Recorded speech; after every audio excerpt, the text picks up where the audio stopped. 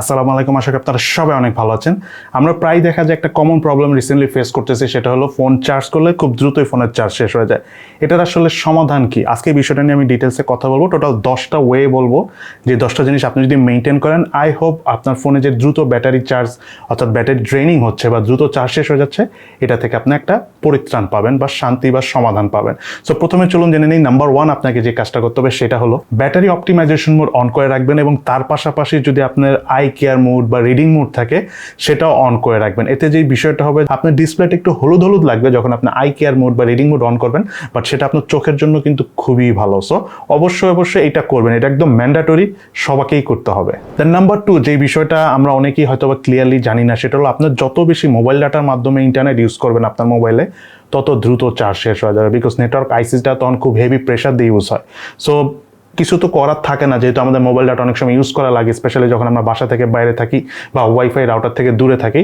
আপনারা যেই কাজটা অ্যাটলিস্ট করবেন সেটা হলো আপনার মোবাইল ডাটাতে যে মোবাইলের সেটিংয়ে যে যদি আপনার এরিয়াতে 3G থাকে, 4G কম বেশি পায় বা না পায়, দেখা গেল যত ক্লিয়ারলি পাচ্ছেন না 4G, সেক্ষেত্রে আপনি 3Gটাই সিলেক্ট করে রাখবেন।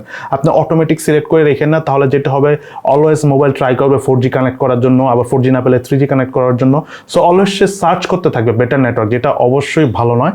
এবং তার পাশাপাশি যদি আপনি ওয়াইফাই নেটওয়ার্ক ইউজ না করেন, তাহলে ওয়াইফাই অপশনটা অফ করে রাখবেন। তার কারণ হলো, যদি ওয়াইফাই অপশনটা অন থাকে, অলওয়েজ সে খুঁজতে থাকে যে আশেপাশে কি কি রাউটার আছে, সে ট্রাই করে সেই রাউটারের সাথে কানেক্ট করা যায় কিনা, বা আপনাকেও বলতে থাকে যে এখানে একটা রাউটার আছে, তুমি চাইলে কানেক্ট হতে পারো পাসওয়ার্ড দিয়ে। সো আপনি এটা অফই করে রাখবেন, বিকজ আপনি যদি বুঝেনি যে আপনি রাস্তার বাইরে আছেন বা বাসার বাইরে আছেন, তখন তার আপনি আসলে রাউটার ইউজ করবেন না, মানে ওয়াইফাই কানেকশনে যাবেন না। সো এটা অফ করে রাখলে মোটামুটি বেশ ভালো একটা চার্জ আপনি সেভ করতে পারবেন।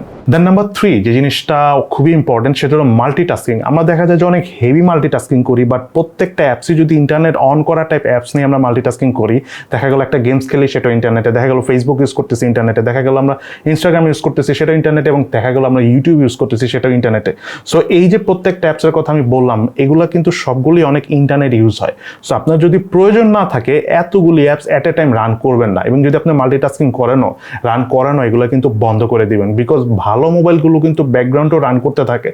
একমাত্র কম দামি ফোন আছে যে ব্যাকগ্রাউন্ডে অ্যাপস কোনো কাজ করে না, বাট যত দামি ফোন তত অনেক স্মার্ট, ব্যাকগ্রাউন্ডও তারা কাজ করতে থাকবে। সো আপনি চেষ্টা করবেন যেই অ্যাপসটা যখন আপনি ইউজ না করবেন ওইটার সাথে সাথে বন্ধ করে দিতে। আপনার যদি প্রয়োজন না থাকে, ফেসবুক, ইউটিউব, ইনস্টাগ্রাম বলেন বা আদার্স যত অ্যাপ আছে, একসাথে ওপেন রেখেন না, একটা ওপেন রাখবেন, কাজ শেষ হলে আরেকটা ওপেন করে ইউজ করবেন। এতে আপনি বিশ্বাস করেন মারাত্মক লেভেলের চার্জ সেভ হয়। দেন নাম্বার 4 এর 2টা জিনিস নিয়ে আমি কথা বলবো। নাম্বার 1 হলো ব্রাইটনেস। আপনার ব্রাইটনেসটা অলওয়েজ অটোমেটিক দিয়ে রাখবেন। অনেকেই বলে যে অটোমেটিক না দিয়ে ম্যানুয়াল দিতে, বাট অটোমেটিক দিয়ে রাখবেন, তখন মোবাইল যেখানে আলো বেশি আছে সেখানে সে অটোমেটিক আপনার মোবাইলের ডিসপ্লেতে আলোটা ওইভাবে অ্যাডজাস্ট করে দিবে যাতে আপনার চোখের সাথে প্রবলেম না হয়। আবার দেখা গেল আপনি অন্ধকার ইউজ করতেছেন, তখন মোবাইলে আলোটা ওইভাবে অ্যাডজাস্ট হয়ে যাবে। সো ব্রাইটনেসটা অলওয়েজ অটোমেটিক দিয়ে রাখবেন, এবং তার পাশাপাশি মোবাইলের একটা অপশন থাকে যে স্ক্রিন অন অফ টাইম, ঠিক আছে, যে আপনি মোবাইল ইউজ না করলে কত দ্রুত স্ক্রিনটা অফ হয়ে যাবে। এটা আপনি চেষ্টা করবেন 15 সেকেন্ড থেকে 30 সেকেন্ড দিতে, 1 মিনিটও দিবেন না। সো 15 সেকেন্ড 30 সেকেন্ডের মধ্যে দিলে হবে কি, তত দ্রুতই আপনি মনে করেন যে ইউজ না করলে 15-30 সেকেন্ডের মধ্যে আপনার মোবাইলের ডিসপ্লেটা অফ হয়ে যাবে। একটা জিনিস আপনারা মনে রাখবেন, বর্তমান সময়ের মোবাইলগুলোর ডিসপ্লে কিন্তু অনেক বড়, দ্যাটস ওয়াই কিন্তু ব্যাটারি অনেক চার্জ খায়, স্পেশালি ডিসপ্লে সবচেয়ে বেশি চার্জ খেয়ে থাকে, মানে খরচ হয় ডিসপ্লেতেই। সো আপনি ট্রাই করবেন যত দ্রুত সম্ভব মোবাইলটা ইউজ করে ডিসপ্লেটা বন্ধ করে দিতে, এতে আপনি অনেক চার্জ সেভ করতে পারবেন। দেন 5 নম্বরে খুব ইম্পর্ট্যান্ট একটা বিষয়, সেটা হলো অনেকেই আমরা ওয়ালপেপার ইউজ করি, বাট লাইভ ওয়ালপেপার ইউজ করি। এটা এখনও করি, কিন্তু এটা থেকে বের হয়ে আসতে হবে। লাইভ ওয়ালপেপার প্রচুর ব্যাটারি ড্রেন করতে থাকে, মানে অনেক চার্জ নিতে থাকে। শুধু তাই নয়, আপনার মোবাইলও কিন্তু অনেক সময় গরম হয়ে যায় যদি অনেক হেভি লাইভ ওয়ালপেপার আপনি ইউজ করে থাকেন। দেন নাম্বার 6, যে জিনিসটা খুবই ইন্টারেস্টিং, সেটা হলো আপনাদের যাদের মধ্যে সুপার অ্যামোলেড ডিসপ্লে রয়েছে, তারা চেষ্টা করবেন অলওয়েজ ডার্ক মোড ইউজ করার জন্য। মানে অলওয়েজ তো না, যদি আপনার সমস্যা হয় ডে টাইমে ডার্ক মোড ইউজ করতে, তাহলে ডে টাইম ইউজ করলেন না, বাট সন্ধ্যা থেকে পরের দিন সকাল পর্যন্ত অবশ্যই ডার্ক মোড ইউজ করবেন, বিকজ অ্যামোলেড প্যানেলের যেটা কাজ, সেটা হলো যেই এরিয়াগুলি ডার্ক থাকে সেই এরিয়াগুলির পিক্সেলগুলো কিন্তু বন্ধ থাকে, অর্থাৎ কাজ করে না। সো এটা কিন্তু অনেক ভালো ব্যাটারি সেভ হয়। বাট আমি আবারও ক্লিয়ার করে বলে দিচ্ছি, যাদের শুধু অ্যামোলেড ডিসপ্লে আলা মোবাইল রয়েছে, তারা ডার্ক মোড ইউজ করে বেশি সুবিধা পাবেন। অন্য কেউ চাইলে আপনারা ডার্ক মোড ইউজ করতে পারেন, বাট সেই ক্ষেত্রে তারা খুব বেশি সুবিধা পাবেন না অ্যামোলেড ডিসপ্লের মতো। তার নাম্বার 7 হলো সাউন্ড ম্যানেজমেন্ট। আপনার ফোনে আপনি রিংটোনটা এমনভাবে দেন যেন আপনার হাতের কাছে নিলে রিংটোনের সাউন্ডটা কমে যায়, অথবা আপনি রিংটোন ইউজ করেন কোনো সমস্যা নাই, ভাইব্রেশন ইউজ করেন কোনো সমস্যা নাই, বাট আননেসেসারি যে অনেক নোটিফিকেশন আসে না, যে ফেসবুকে মেসেজ আসলে নোটিফিকেশন, কেউ আপনার কোনো কিছুতে লাইক দিল সেটা নোটিফিকেশন, ডিসলাইক দিল নোটিফিকেশন, এই জিনিসটা স্টপ করে দেন, বিকজ এত নোটিফিকেশন যদি আপনার প্রয়োজন না থাকে, দেখা গেলো ফেসবুক আছে, ইউটিউব আছে, তারপরে আপনি যদি বিভিন্ন রকমের ধরেন নিউজ পেপার ইউজ করে থাকেন, নিউজ পেপারে কোনো নিউজ আসলে আপনাকে নোটিফিকেশন দিতে থাকবে, এই নোটিফিকেশনওয়ালা যত সাউন্ড সিস্টেম রয়েছে এটা কমপ্লিটলি বন্ধ করে দেন। এখান থেকে আপনি অনেক চার্জ সেভ করতে পারবেন। শুধু তাই না, পসিবল হলে নোটিফিকেশনের সেটিংটা যেও নোটিফিকেশন বন্ধ করে দিন যদি আপনার প্রয়োজন না, বিকজ যতবার নোটিফিকেশন আসবে সাউন্ড হবে প্লাস ডিসপ্লেটা অন হবে, বেশ লং টাইম সেই ডিসপ্লেটা থাকবে। সো আই থিঙ্ক যদি আপনার নোটিফিকেশন প্রয়োজন না হয় তাহলে মোবাইলের সেটিং থেকে নোটিফিকেশনের মোডটা অফ করে দিন এবং সাউন্ডটাও পসিবল হলে অফ করে দিন। দেন এরপর আমি যে বিষয়টা নিয়ে কথা বলবো, এটা খুবই ইম্পর্টেন্ট একটা বিষয়, এটা আমার একটু আগে বলা উচিত ছিল, সেটা হলো লোকেশন সার্ভিসটা প্রয়োজন ছাড়া অফ রাখেন।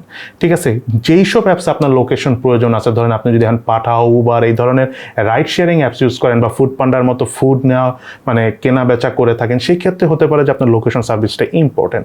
বাট এছাড়া লোকেশন সার্ভিসটা কিন্তু কোনো কাজে আসে না, তখন আপনি লোকেশন সার্ভিসটা অফ রাখবেন, বিকজ লোকেশন সার্ভিস অন রাখলে অনেক চার্জ যায়, কারণ কন্টিনিউয়াসলি লোকেশন আপডেট হতে থাকে এবং কানেক্ট হওয়ার চেষ্টা করে স্যাটেলাইটের মাধ্যমে, গুগল স্যাটেলাইটের মাধ্যমে। সো বেশ ভালো ব্যাটারি খরচ হতে থাকে এবং তার পাশাপাশি ইন্টারনেটও কিন্তু প্রচুর খরচ হয় যদি আপনার লোকেশন সার্ভিসটা অন থাকে। সো প্রয়োজন ছাড়া লোকেশন সার্ভিস এখনই অফ করে দিন।